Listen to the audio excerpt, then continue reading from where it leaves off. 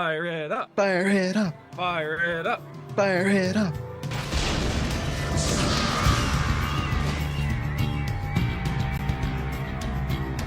Welcome back to Crosscut. I'm your co-host Chris. And I'm your other co-host, Joshua. Oh, very fancy, very formal. Joshua. Hope you enjoyed every video we've put out there. Give us some subscribes. Please share with everyone. Today we are going to do a little throwback to the 90s, and we're gonna go with Alfred Hitchcock's The Birds. The Crow. Oh, Well, it's a different take on The Crow that's coming out next week, actually, with starring Bill Skarsgård as The Crow as Eric Draven and FKA Twigs as Shelley Webster. So in honor of that one, we're gonna do the 1994 movie The Crow with Brandon Lee, R.I.P. aren't we doing this because a specific somebody wanted us to watch this one? That is true, yes. So someone else got a bought us a movie ticket on Buy Me a Coffee, thanks to Johnny Bryant. Thanks, Uh, Johnny. Thank yay, you. yay. Thank you. Your Much second better, much better person. choice this time. Much better. Hot soccer punch. What? What? Did I say that out loud? But No, thank you, good Johnny. choice. Good choice. It was good Yes. timing. Yeah, it was a good call. Good call. Yes.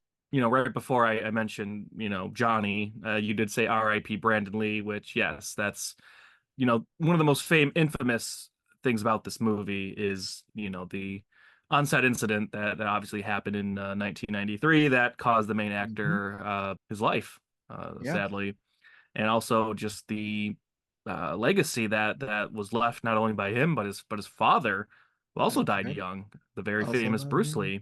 yeah. And, watching this movie, I've not seen this movie in about maybe like 2010 was the last time I saw it. Really? Actually, maybe the first time I even saw it too. And I loved it the first time I saw it.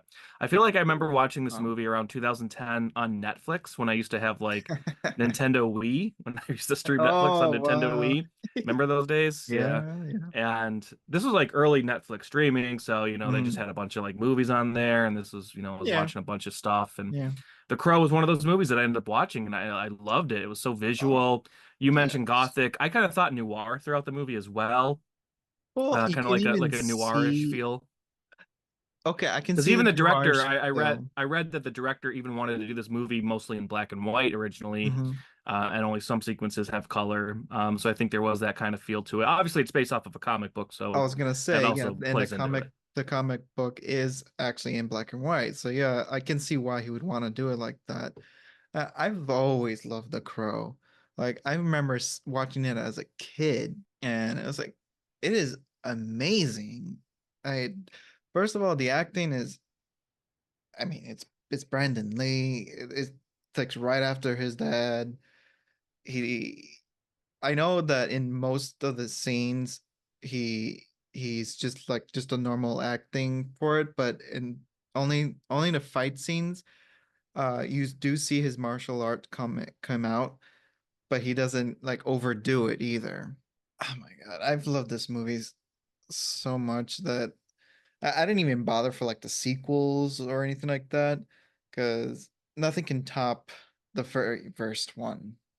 I've never seen the sequels. I've heard about them. So I'm pretty sure all the sequels are like direct to DVD sequels, and I think they're all kind of worse than the next one. I know there's one with like Edward Furlong from like, Terminator 2. There's one with like Eric Mabius from Resident Evil, and I think Kirsten Dunst is in that one. And there's another one, which I think the best of the sequels was I want to say it was like City of Angels, maybe, because I heard that one Yeah, was I like think yeah. maybe the best of the I worst, think if that's you the want to call it direct that way. sequel, isn't it? The It City of might have been, Angels. yeah. So it's yeah, City of Angels was the Right. direct sequel. Vincent Perez plays it. That's what I was trying to Okay. think of. That's I thought that was sequel. And then the next one was Salvation. That's the one with Okay. Eric Mabius, and then the Crow Wicked Prayer, which is the one with Edward Furlong, which Oh, okay. The bunch of sequels that nothing came out of it. But did you know that the Brandon Lee did 90% of the movie before he died? I knew he did a lot of the movie, and I was Mhm. trying to think of it because I'm pretty sure there's an early part in the movie that may have been the scene that, or may have been the moment that he died, Well, because it's when they attack him and his girlfriend. no. The scene is where he actually got shot is at the very end. Where yes, No, because Michael Massey was the actor that shot him, and he's not in the end of the movie. no. I've known about this for a while, and I was literally just reading that Michael Massey was the actor that shot him. He plays Fun Boy, the one that he puts the needles in. Yeah, yeah.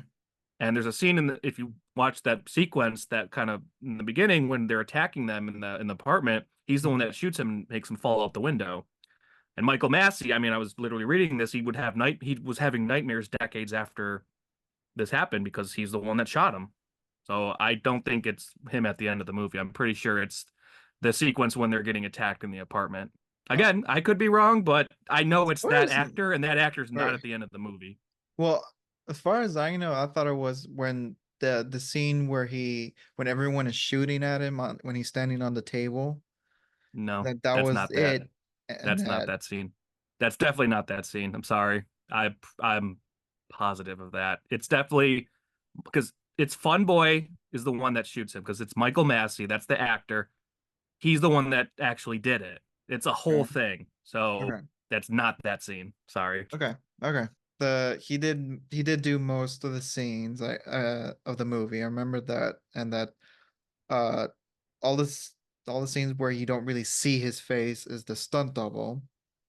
Which And it's tremendous work of oh I yeah, couldn't tell. Yeah.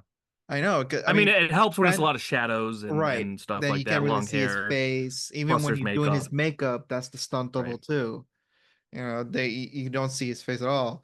But I thought it was that like at the certain scenes that you do see his face that they needed the scene that they CGI Brandon's face onto him. Right. And that's Right. actually a pretty interesting behind the scenes Hmm. tidbit about this movie is that this movie got shut down after the death of Brandon Hmm. Lee and was kind of on halt for a while. And I don't think there was ever a plan to finish it until somebody came in.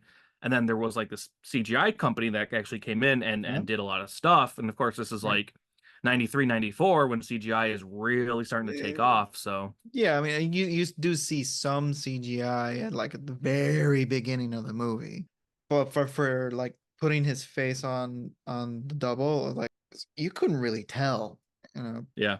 This movie has a lot of fun things going for it. I mean, there's Oh the yeah, miniature sets. yeah. Um, there's obviously the practical stuff. I do love some of the shots. It's just very visual, Oh yeah. and This is I feel like yeah. most of this movie was like filmed in the soundstage. It feels like that has that like Tim Burton It Batman yeah, Returns it's feel. the very gothic like what I was going for, you know. Yeah. And yeah, you can definitely tell, especially in the architecture when they get to the church and all that. That's Hmm. very Yeah, gothic. I love that shot when he walks into the church, and I think it's raining in the background, and And the he crow just like, goes in. yeah, Yeah, yeah, I yeah. love that shot too. It's very it's iconic, really, because it's on the poster. Like that's what you think of. But But real quick, I just wanted to say because this movie came out in 1994, and mhm. I want to say that 1994 may have been the greatest year ever for the history of film. There was just so many iconic movies that came out that year, from Pulp Fiction to Forrest Gump, Shawshank Redemption, Lion The King. Crow, Lion King, Dumb and Yeah, Dumber. yeah, yeah.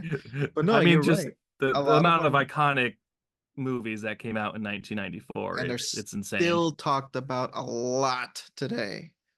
And I guess this movie would have just hit its 30-year anniversary, right? I'm not sure what date this came out on, but if it's 1994, it would have been 30 years now. I mean, that was probably on purpose for the new movie too to come out probably close to 30 years, probably even close to when the release date. I actually don't know the release date though. But May 13th, 1994. So it just hit its yeah, 30-year anniversary a couple or a few months ago.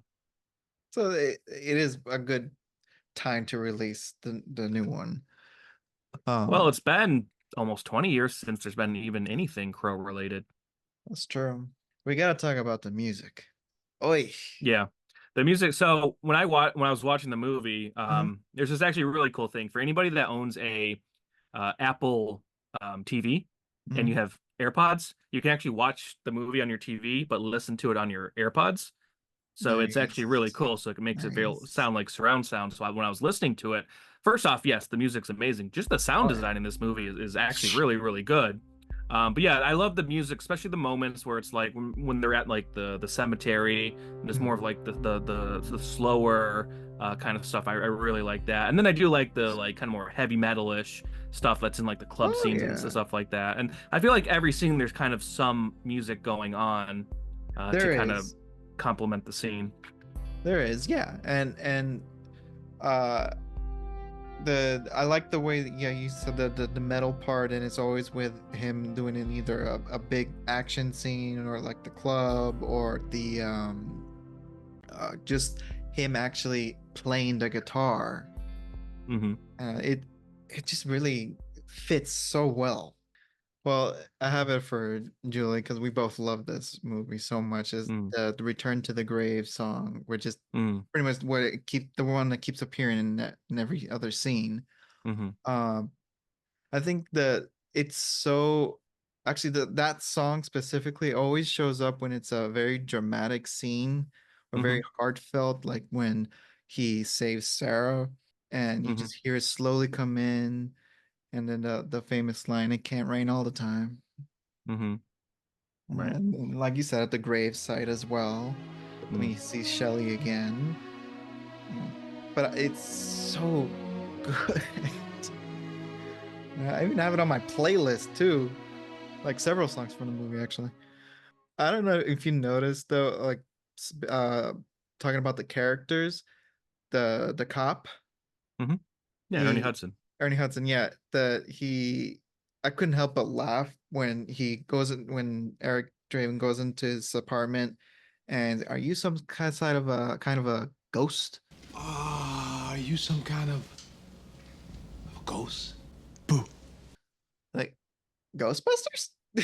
Uh, I could that's the first thing that's that popped funny. in my head. I was like, oh, I mean it makes sense. Ghostbusters, yeah, Ernie Hudson. It I never put that together until last night, like, oh. That's funny. I didn't think about that. I like the dynamic between Eric Draven and Ernie Hudson's character. I like that Yeah, it back and is. forth. So they kind of help each other, or he kind Mm-hmm. of helps. Ernie Hudson kind of helps him more along the He lines. does. He does. But uh even the all the other characters, the T-Bird's gang. Let's talk about them real quick.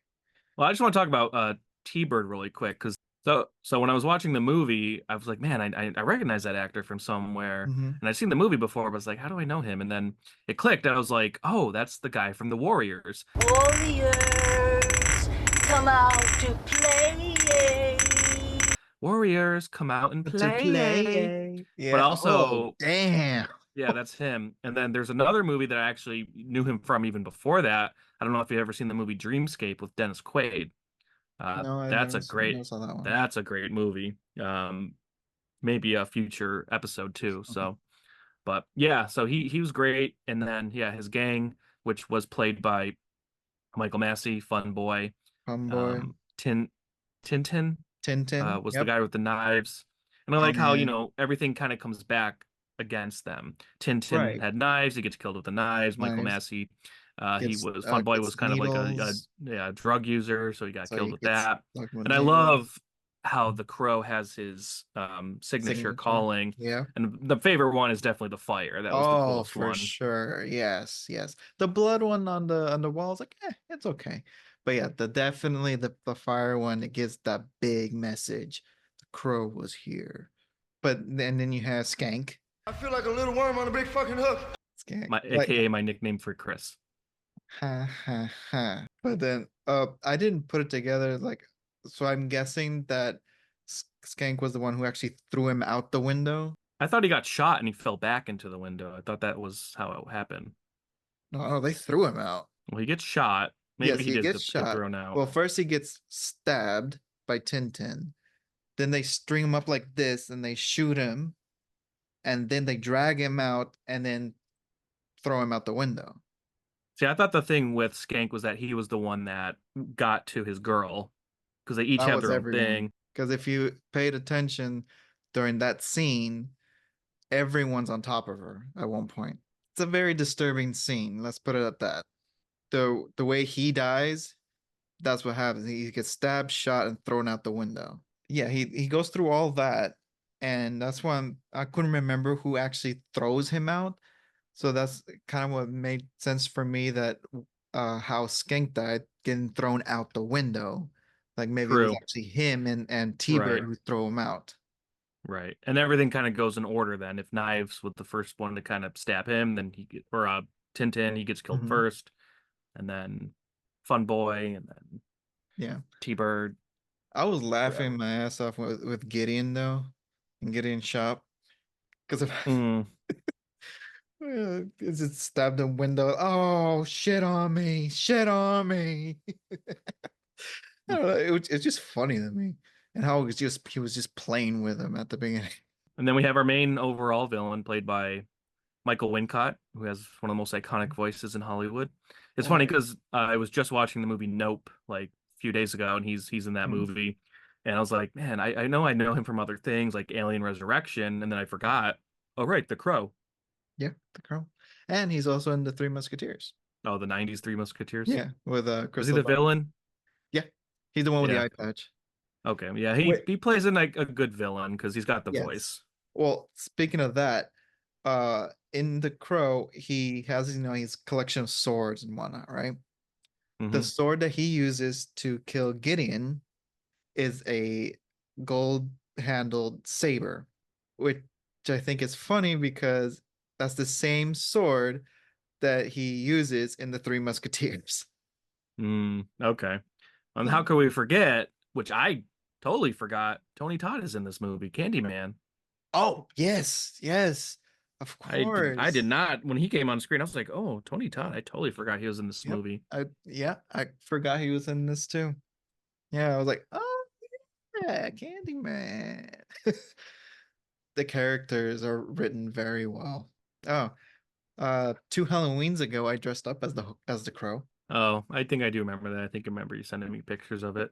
Oh, I did want to say actually, speaking of this. So I've said this before. I don't know if I said this on this show or something else, but Mhm. I always felt that Heath Ledger's the Joker, his look was inspired by The Crow, like this specific movie. Like if you look at the his Joker with the Okay, stringy hair and the makeup, I always felt like the he was kind smile. of partially based off of Brandon Lee's The Crow. I can see it. The dark eyes, the smile, the hair. Yeah, I can see it. Yeah. I There's can just see like it. certain shots in this movie that I'm like, man, that looks like Joker. And of course, obviously this movie predates Dark Knight, but Right, right. so I felt like Christopher Nolan probably used this movie as a bit of inspiration. Because even like when you think about it, like the way this movie is shot, and you look at Hmm. a movie like Batman Begins, like I feel like they're very similar, like big sound stages, like this like bleak city look to it. Yeah. So Christopher Nolan copied off of The Crow. And then, of course, the double for Brandon Lee went on to direct John Wick. Oh, was it Chad Stahelski? Hmm. Did he do the Fall Guy? I Oh, if think he did that movie? I think he directed it. Oh, yeah, yeah, I think so. Yeah. Right? Nope, that was David Leitch. Never mind. Okay. I think they Okay. both directed. I think they co-directed the original John Wick together, and then they both went on to do other stuff. I'm just Okay. looking right But now. he then went on to do all Uh, the rest of the John Wick movies. yeah, Chad Stahelski directed the first John Wick, and then David Leitch, Mhm. I think he did the second one. But yeah, I think they both Okay. kind of came up in the stunt world together. Hmm. It's just funny to think like he went from being a double to directing an action-packed assassin movie. Anyone can come from a lot of different backgrounds. I recommend if anybody is really interested in just film history or Mhm. into that type of like cursed films, there is actually a show called Cursed. It's on AMC Plus, and I think it's every episode is about an infamous movie where something happened on set, Mhm. and I think they do an episode on The Crow. I'm pretty sure that it's You know, they I, they go through the whole history of everything. So I definitely would recommend it. I'll check that out too. That does seem interesting. There's so many movies are that have been cursed all the way back then. Wizard of Oz being one of them. That's one of the episodes, Wizard of Mm-hmm. Oz. Mm-hmm. This movie's going to live in infamy.